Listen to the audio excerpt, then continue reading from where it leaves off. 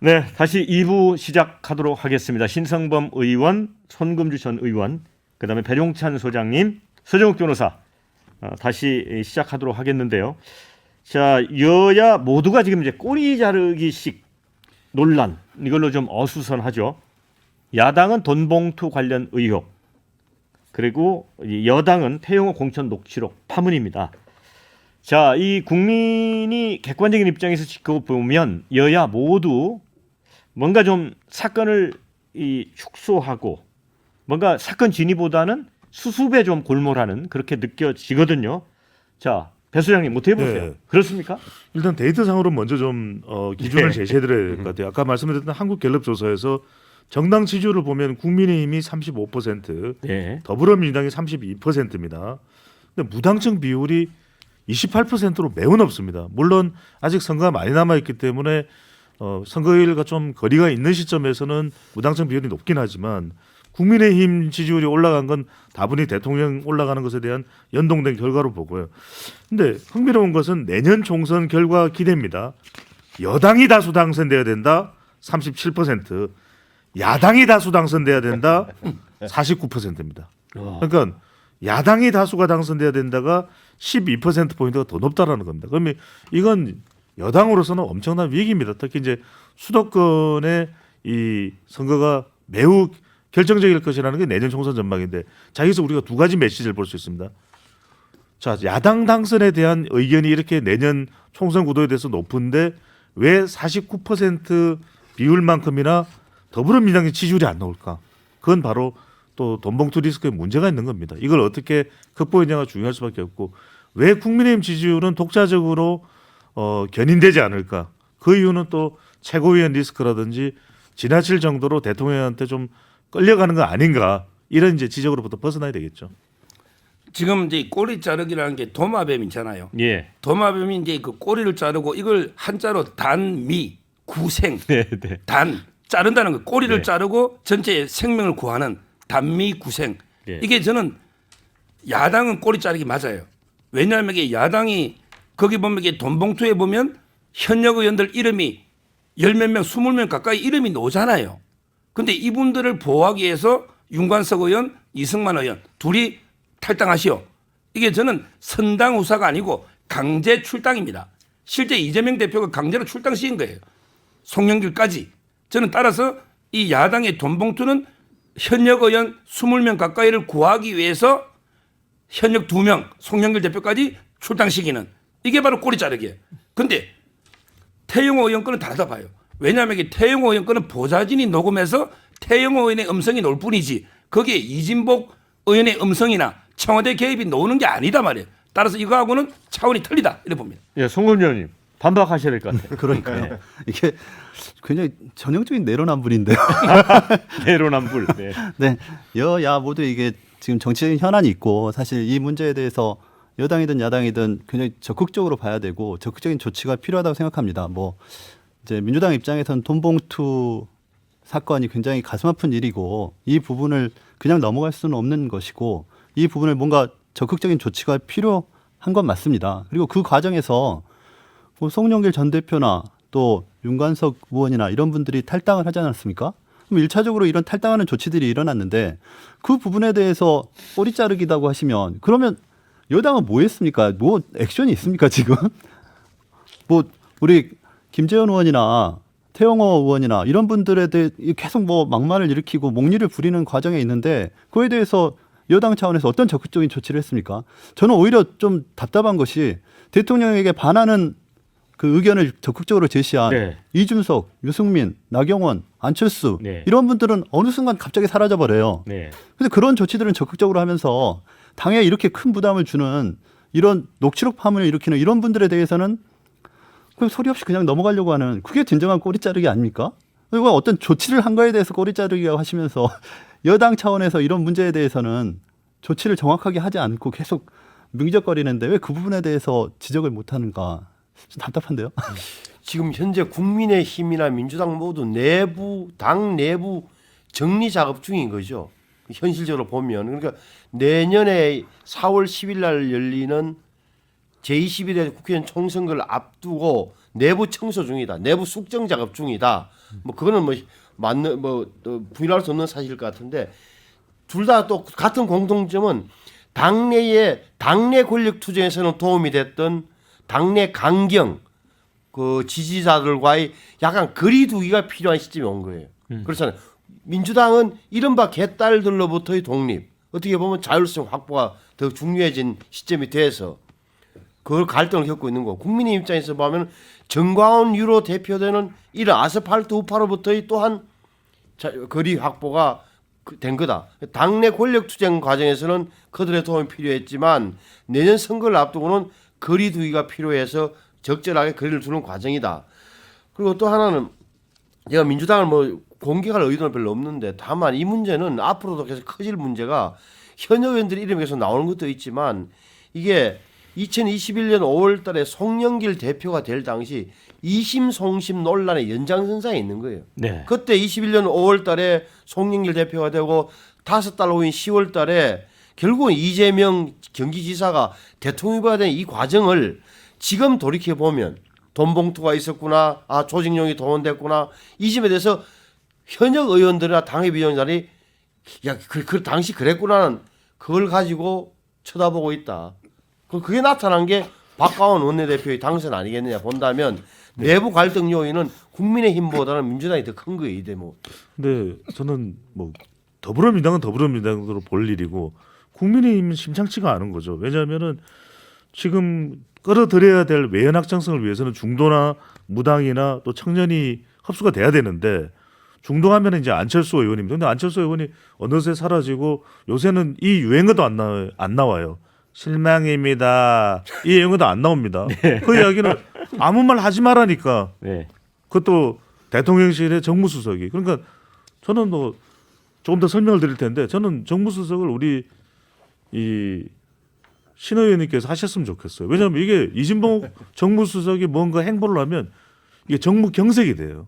그래서 지금 청년청에도 중요한 게 이 왜 윤리위가 중요하냐면 이준석 전 대표 건으로 상당히 또 가처분 등등으로 해서 내부가 경색되고 그때 윤석열 대통령의 지지율이 가장 많이 떨어졌습니다. 갤럽 기준으로 지난해 8월 2일부터 4일까지. 그런데 지금 정무수석의 임무라는 것이 당용 관계가 있을 테고 대야 관계가 있을 텐데 뭐가 이게 좀 더 지지율에 북돋아지는 효과가 있냐 하면 그렇지가 않은 것이거든요. 그래서 저는 8일 날 윤리위가 굉장히 중요하다. 태영호 의원의 경우에는 지금 그 이전에 여러 가지 파장이 되는 발언들이 많았잖아요. 4.3이나 5.18 관련해서도. 그리고 그 이후에 지금 어떤 녹취록의 내용에 대해서 그 부분은 또 녹취록이 합법이냐 불법이냐에 대해서 따져본다 하더라도 지금 정치자금 수수와 관련된 의혹들 이런 부분들은 어떻게든 윤리위 차원에서 이번엔 다루지 않더라도 수사 등을 통해서 명쾌하게 밝혀져야 되겠죠. 뭐 저는 이제 그 송금주 의원님 말씀이 자꾸 이게 꼬리 자르기 여당도 하는데요.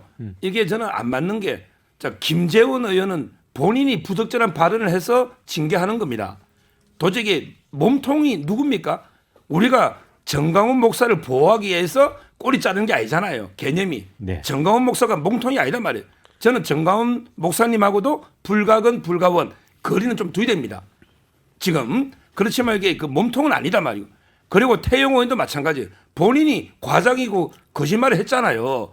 따라서 이진복 수석 몸통을 보호하기 위해서 태영호 의원을 징계하는 게 아니고 태영호 의원은 본인 잘못을 가지고 이게 징계를 해야 된다. 이렇게 보기 때문에 꼬리 자르기 개념하고는 안 맞다는 거죠. 네. 네, 저는 뭐 여야 모두 뭐 누구를 보호하고 이런 생각 없습니다. 그러니까 원칙을 정해졌으면 원칙대로 그러니까 밀어붙이는 것이고 그거에 대해서 누구에 대해서는 엄격하고 누구에 대해서는 그 원칙이 전혀 작용을 못하는 네. 그런 정치는 더 이상 없어야 된다. 그 맞는 그런 입장인 것이고요. 그러니까 꼬리 자르기다. 뭐 야당 입장에서도 꼬리 자르기로 보이는 이 상황에 대해서는 죄송하게 생각하고 다만 어쨌든 야당의 현 주소에서 지금 할 수 있는 조치들을 해 나가고 있다는 겁니다. 그런 조치들을 해 나가는 것이고 그런 부분에 대해서 뭐 비판이 있다면 그 비판을 수용해서 또 적극적인 조치를 해 나갈 것이라고 저는 생각하고 여당 입장에서도 그런 것들이 좀 명확하게 국민들한테 납득이 될 조치들이 있어야 된다고 저는 생각하는 거죠. 그런 부분을 여야 다르게 보지 말자. 네. 그래서 오죽했으면 지금 안철수 의원이 존재감을 드러내지 않다가 네. 오늘 아마 관련된 화면이나 이 발언 내용들을 들려주실지 모르겠는데 네. 아예 그러면 말씀 나왔으니까 예, 예. 우리가 준비를 했습니다. 우리 안철수 의원의 발언 한번 보여주실까요? 대통령실에서 이런 공천 개입의 여지 또는 가능성에 대해서는 일체 없어야 되죠. 이게 만약에 사실이라면 정말로 큰일이다. 정무수석에게 드리고 싶은 말씀이 아무 말도 하지 않으면 아무 일도 일어나지 않을 거다. 네. 아무 말도 하지 않으면 아무 일도 일어나지 않을 것이다. 이렇게 이제 그렇죠. 이진복 정무수석을 어찌 보면 직격탄입니다. 직격을 했는데 직격탄입니다. 그 전에 이진복 그 대통령실 정무수석이 안철수 의원에게 한 말 아닙니까?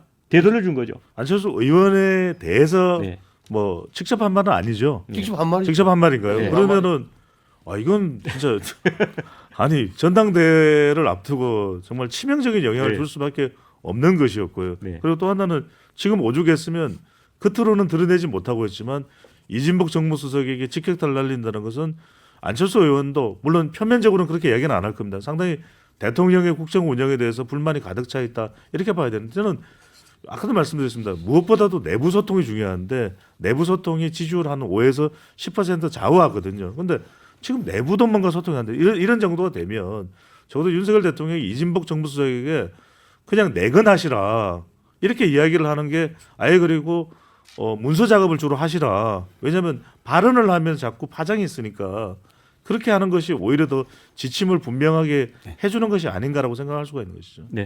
네, 안철수 의원께서 나 아직 죽지 않았다 이렇게 말씀하시는 것 같아요. 안철수 의원님 그 여전히 이제 뒤끝이 있으시구나 이렇게 생각이 드는데 맞는 말씀 아닙니까? 그러니까 본인이 받은 것이기도 하지만 그 당시에 대통령실에서 전당대회에 개입하는 문제 사실 적절하지 않았잖아요. 공정하지도 않고. 근데 이제 지금 말씀하시는 것죠. 아무 말도 안 하면 아무 일도 안 일어난다. 이진복 정무수석이 지난 1년 동안 했던 역할에 대해서는 여당 내에서 또 대통령실 내에서 다시 짚어봐야 되는 것 같아요. 정무수석의 역할이라는 것이 그러니까 야당의 목소리를 전달하고 여당의 목소리를 전달하고 국민의 목소리를 전달하고 대통령에게 진언을 해줘야 되는 역할인데 정무수석께서 그런 역할을 못 해주셨단 말이에요. 그리고는 대통령의 의중을 그냥 반영하는 기계적으로 반영하는 역할만 했기 때문에 지금 대통령의 지지율이나 이런 위기가 있는 것이라고 저는 생각하거든요. 그래서 정무수석의 역할에 대해서 한번 다시 대통령실에서 검토해 보시라. 자꾸 이렇게 자기 말을 전달하는 역할은 안 된다. 저는 이게 안철수 의원이 처음 정치 입문할 때 과반이 넘는 국민이 지지했고 새 정치를 기대했는데 이런 모습이 바로 안철수 정치의 한계입니다. 이러니까 이게 지금 완전히 지지율 보세요. 지금 이게 여당 내에서도 한참 뒤에 뭐 한동훈, 유승민, 뭐 원희로 한참 뒤에 가 있잖아요. 이게 한계예요. 왜? 자, 첫째 저는 이진복 수석이 과거 전당대회 발언은 부적절했다 봐요. 그때 물론 안철수 후보가 그때 윤안 연대라고 했거든요. 네. 근데 현직 대통령과 일개 후보가 어떻게 연대하느냐. 뭐 이것 때문에 이제 이진복 수석이 좀 전당대회 개입 의혹이 나올 정도로 발언한 거 있잖아요. 이거는 이진복 수석이 부적절한 게 맞아요. 네. 근데 그걸 똑같이 되돌려 줍니까? 이게 이렇게 통이 작았어야 이진복 수석하고 본인이 동급도 아니고 이번 사건에 지금 이진복 수석이 개입했다는 명확한 증거가 없어요. 왜냐하면 이게 태영 의원이 본인이 과장이고 거짓말이라고 했고 지금 이게 이진복 목소리가 녹음된 녹취록은 없잖아요. 말이라는 게 한 달이 건너면 완전히 왜곡되는 게 많아요. 따라서 저는 이렇게 청와대 개입이 밝히지도 않았는데 마치 이게 이진복 수석이 개입한 것처럼 해서 아무 말 안 했으면 아무 일 없다. 이렇게 하는 거 이런 거는 이게 대통령실과 돌아올 수 없는 그 강을 건너는 겁니다. 강을 앞으로 건너는 이게 겁니까? 대통령실에서 절대 이게 비토하면요 대선 후보 안 됩니다. 이게 안철수의 저는 한계다 이렇게 봅니다. 아니 지금 대선 후보가 문제가 아니라 안철수 의원의 지금 지역구가 지금 대통령 홍보수석인 김은혜 의원의 지역구를 물려받은 거잖아요. 그래서 과연 이제 그 지역구를 안철수 의원이 좀 다시 지킬 수 있을까? 이게 사실 또 정치권의 관심이에요. 그런데 이제 이와 관련해서 홍준표 대구시장이 분당은 안철수 의원의 자기 집이 아니고 새 집이다. 그러니까 새 집은 좀 원래 주인에게 돌려주고 노원병에 가서 이준석 대표와 맞붙으라고 했거든요. 요거는요 제가 아무리 이게 안철수 의원을 비판했지만 네. 이거는 김원혜 의원이 그러면 안 돼요. 남의 집에 새를 살더라도 주택 임대차 보호법에 의해서 4~5년 보장이 됩니다. 바로 나가라면 안 되는 거예요. 아니 이거는 김은혜 홍보석의 발언이 아니고 아니, 홍준표 그러니까요. 시장의 홍준표 의원 발언이죠. 발언을 제가 비판하는 거죠. 새집이라 해서 바로 새집 쫓아내는 게 아니고 임대차 보호법에서 계속 연장하면 4년 네. 몇 년 살 수 있는 거거든요. 네, 이 부분 관련해서는 우리 홍준표 그 부분이 대구시장에 발언이 잘못된 거고. 대구시장에 한번 반론도 한번 나중에 들어보도록 하겠습니다. 예. 아니 근데 이게 왜 문제냐면 결과적으로는 공천으로 기결이 되는 것이거든요. 네. 그러니까 태영호 의원 관련된 건을 이제 우리가 뭐 추론에 의한 분석을 하면은 태영호 의원도 어쩐 이유로 저렇게 부지런하게 정치적으로 아주 열성적으로 움직일까? 그러면 결국 강남이라고 하는 지역의 공천이 상당히 불안할 수밖에 없는 겁니다. 그러니까 분당도 서울 밖에 강남이라는 이야기를 하기 때문에 이제 그런 이야기가 나오는 건데 그래서 이게 공천과 관련해서는 쉽게 뭐 홍준표 시장이라도 발언을 할 사안은 아닐 수도 있을 것 같아요. 근데 이게 왜 중요하냐면 아까도 말씀드렸지만 결과적으로는 앞으로 닥칠 선거 전까지의 이 당내에 불어닥칠 어떤 외부 변수의 위기가 바로 이 공천이에요. 그렇다면 자칫 내부적으로 큰 파장이 일어날 수밖에 없고 지지층들도 갈릴 수밖에 없는데 뭐냐면 결과적으로는 나올 수 있는 키워드 분석을 해보면 결국 검찰 인사들이 많이 내년 공천에 포진되느냐 또 하나는 용천이라는 말 들어보셨습니까? 공천이 아니라 용산에서 공천을 한다. 아, 그러니까 결국 이게 불안감을 조장할 수밖에 없는 것이거든요. 그러면 핵심은 이겁니다. 과연 이제 김기현 대표가 공천에 대해서 이야기를 할 수 있느냐. 따지고 보면 이준석 전 대표도 혁신위에서 공천 이야기를 하면서 그렇게 된 거 아닌가. 물론 그건 여러 가지 이유 중에 하나겠지만 그렇다면 지금 김기현 대표가 스스로의 존재감을 뿜뿜할 수 있는 것은 공천에 대해서 기준을 김기현 대표가 세울 수 있느냐 없느냐. 이게 매우 중요하다고 봐요. 네, 지금 이제 용천 뭐 그런 이제 공천 얘기를 하셨으니까 김종인 전 국민의힘 비대위원장이 그 이번에 이제 태영호 녹취록 파문 관련해서 한마디 했는데 좀 의미가 있어요. 현역 의원들의 그 공천에 대한 불안감 때문에 태영호 녹취록 파문도 좀 복잡해지고 문제가 커지는 거다. 맞는 얘기죠. 이게 그래서 사실 민주당의 이게 돈봉투 의혹 사건도 역시 자진 출당이라는 형태지만 이 역시도 이제 내년 그렇죠. 총선을 바라보고 있고 또 그 두 의원이 굉장히 버텼지 않습니까? 당내에서 나가라 했는데도 마지막 순간까지 버텼는데 결국 이게 이제 모두 공천에 관련된 거기 때문에 이게 이제 공천이 관심사예요. 네. 그러니까 김종인 역시 위원장이 아주 원로답게 판단은 이게 분석은 맞는 거예요. 이 모든 문제의 핵심은 공천이에요. 근데 이 공천 이야기를 더 들어가기 전에 그러면 지금 국민의힘에서 벌어지고 있는 대통령실의 공천 개입 문제에 대해서 어떤 태도를 취해야 될 것인가 원칙적인 입장을 보자면 이런 부분이 있는 거예요. 그러니까 이른바 당과 정부, 당과 청와대 이전에 당과 대통령실이 일체가 돼요. 융합이 되는 것도 안 좋아요. 안 좋다 하면 국민들이 한 꾸미로 보고 한 덩어리로 보게 되면 오히려 더 분란을 일으키고 그다음에 당을 더 무시하게 된 결과가 있기 때문에 당이 출장수가 되기 때문에 안 좋아요. 두 번째 그렇다고 해서 그러면 완전히 분리하는 것, 완전히 단절되는 것은 더 나빠요. 열린우리당 경험이 있는 거예요.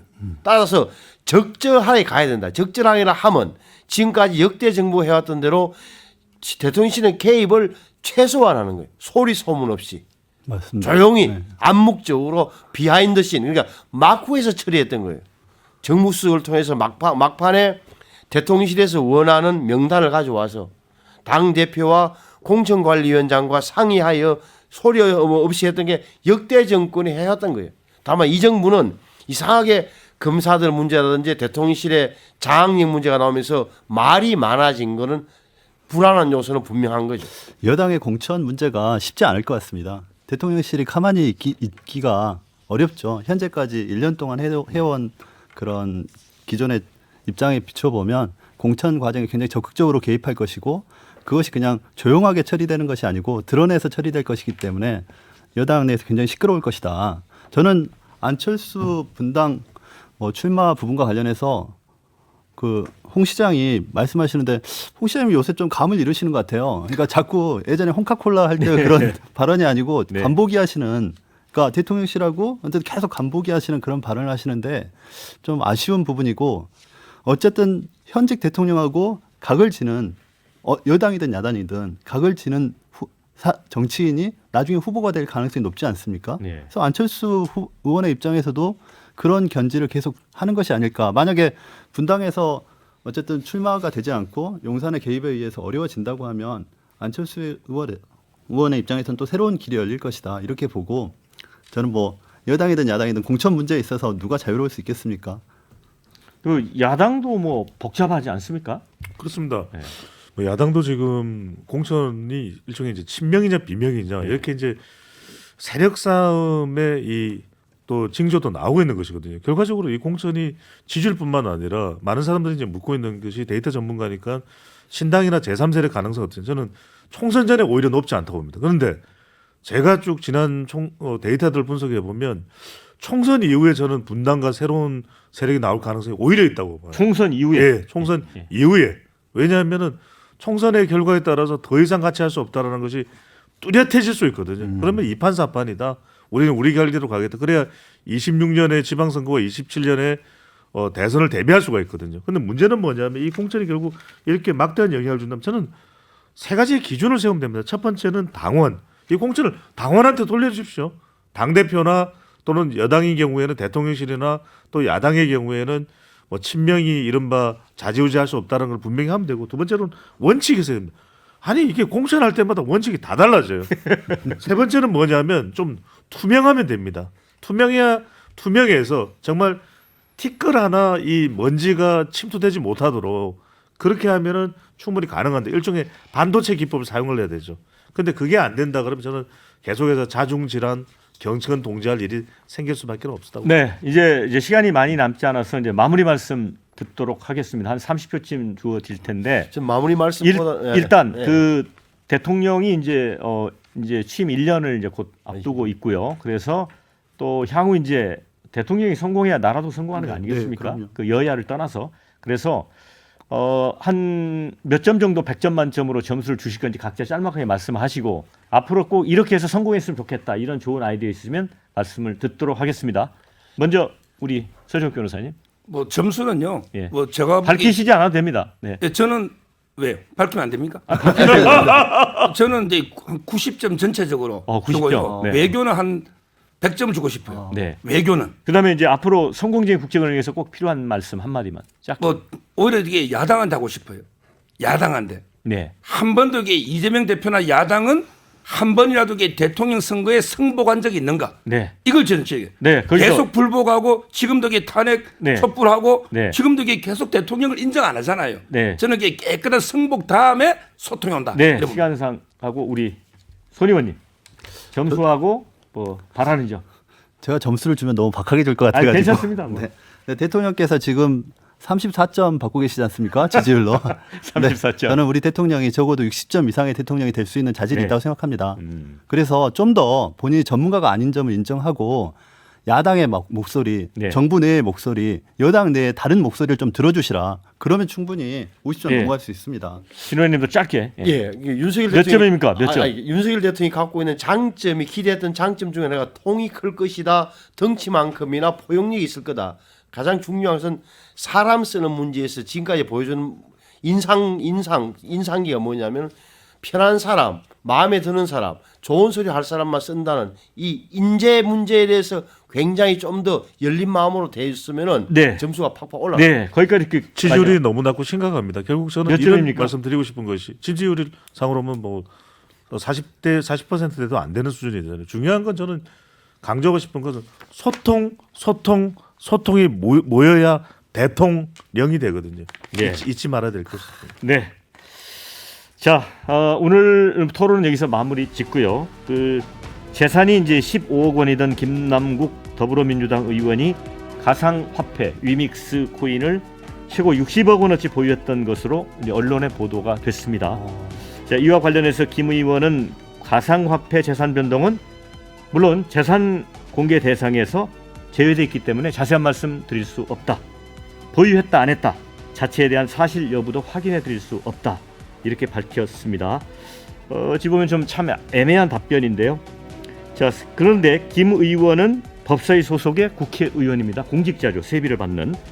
그래서 자금 출처에 대한 의혹도 또 제기되고 있는 만큼 언론이 묻는 것에 대해서 명확하게 좀 답할 필요는 있는 것 같습니다. 공직자라면 국민에게 설명할 책임과 의무가 있다고 봅니다. 자, 언론은 국민을 대신해 질문을 하고 묻기 때문입니다.